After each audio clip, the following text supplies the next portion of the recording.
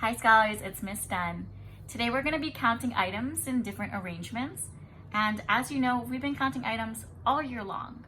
And we want you to continue practice counting moving into summer and next year. Because you know that counting items is something that we do all the time in our everyday life. And we want you to be confident in using strategies to count items in the various ways that they're going to be presented to you. So your count is accurate and that you're doing it in an efficient way. So today, we're gonna be playing a scavenger hunt game where I have some cards that tell us the items that we are gonna be hunting for, how many items and the quantity that we're gonna be looking for, and the arrangement of how we're gonna practice counting these items. So also, before we get started, I wanna make sure that when I present the items to you that we're going to be looking for, that you remember to ask your family if it's okay for you to be using those items to play this game to practice counting. And if they say no, we need to listen and just find another item that we can use. Because really, all that matters is that we're practicing counting items in this way. And it really doesn't matter the items that you use. Okay, so are you ready? So here are my cards. We're going to shuffle them up.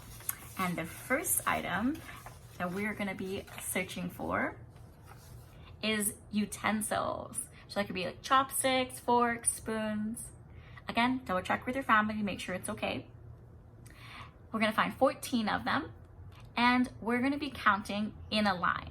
So when I say go, you're gonna find 14 utensils or another item that your family says is okay for you to use. And you're gonna arrange them in a line and we're gonna practice counting together. Okay? Ready, set, go. All right, scholars, so here's my utensils. I arranged them in a line. I hope that you did the same thing. So now we're gonna practice counting. Remember that when you practice counting in a line, you're gonna start with the starting point and you're gonna continue to count down the line. So I'm gonna touch each item as I count. You can do it with me or you can count your own items. Ready, set, go.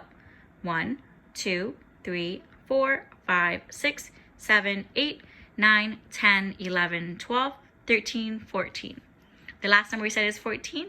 So now we just counted our 14 utensils in a line. Nice, scholars. Okay, so the next item that we're gonna be searching for is small toys. So it could be dominoes, it could be Legos, it could be some pieces from some game boards that you're playing. You're gonna be looking for 10 of those.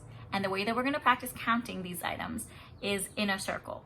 So again, make sure it's okay with your family to use these toys to count. And then we're gonna find 10 of them. You're gonna arrange them in a circle when I say go, and then we're gonna count them together. Okay, ready, set, go. All right, scholars, so I have my small toys and I arranged them in a circle. I hope that you did the same. We're gonna count these items in a circle. You can count with me or you can count your own small toys in a circle. But remember, when we're counting in a circle, we're gonna have a starting point of where you wanna start counting, and then count around, and make sure to stop right before your starting point so we don't count the same item twice. I'm deciding to count right here with my starting point here, and I'm gonna count around. Ready, set, count. 1, 2, 3, 4, 5, 6, 7, 8, 9, 10. All right, the last number I said is 10, so I have 10 small toys counted in a circle. Nice, scholars. Okay, the next item that we're going to be looking for is coins. Again, make sure it's okay with your family if you can use coins to count. If not, then you can find any little item around the house and that will work just fine. You're going to find 12 of them, and the way that we're going to be counting is in a scatter.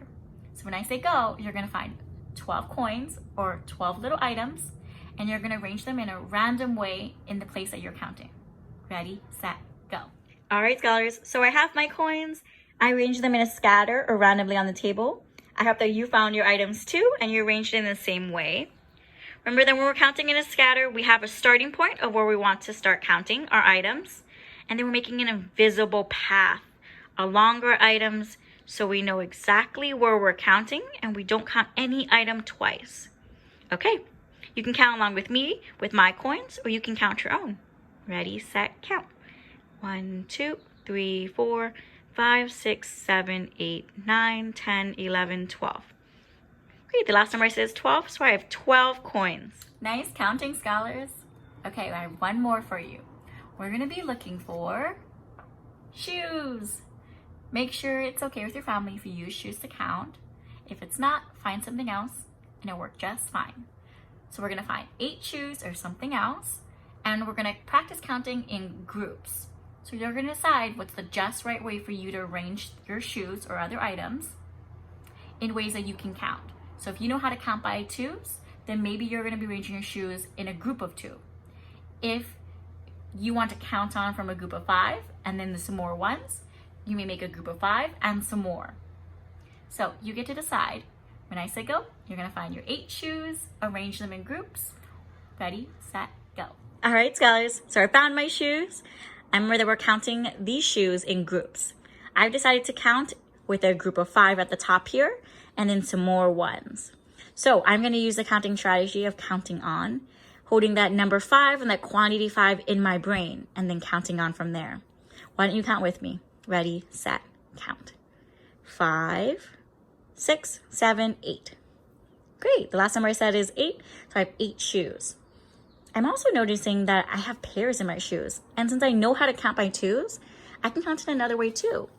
I can have a group of 2, a group of 2, a group of 2, and my rollerblades, another group of 2. So I'm gonna count this one more time in a new group, in groups of 2. Count with me, ready? 2, 4, 6, 8. Great. Thanks for playing that game with me, scholars. I hope you had fun. And if you want to play this game with a partner, you can do it in the same way that we did, where one partner decides what you're going to be searching for, how many of them, and in what group are you going to be counting it. And then the other partner is the one that finds those items and counts it. And then you can switch roles. Another way that you could practice counting items is by looking around to see how items are arranged, and then using your knowledge of counting in a line, in a circle, in a scatter, or in groups to count those items. And if you want to share a picture or video of you finding those items in different arrangements and using your knowledge of counting those items, please share them with your teachers because we'd love to be a part of it. Have a great day, scholars. Bye.